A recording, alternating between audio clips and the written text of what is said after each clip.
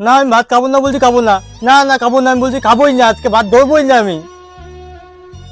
সব বন্ধুর কাছে আইফোন আছে, আমার কাছে একা খালি আইফোন নাই, আমি এটা মানতেই পারবো না। আমার আজকে আইফোন লাগবেই, নাহলে আমি ভাতই খাবো না। আরে বাবু, আমরা হচ্ছে গরিব মানুষ, আমরা এত টাকা কই পাবো? এই আইফোন কিনবি না কি কিনবি? না আমি জানি না, আমার আইফোনই লাগবে, আজকেই লাগবে, না আমি ভাত খাবো না। আইফোন দিলেই খাবো, নাহলে খাবো না। আমি তোমার কাছে কথা বলে দিলাম। আচ্ছা বাবু, ভাতটা খায় নে, আমি পঞ্চায়েত থেকে কিছু টাকা নিয়ে আসি।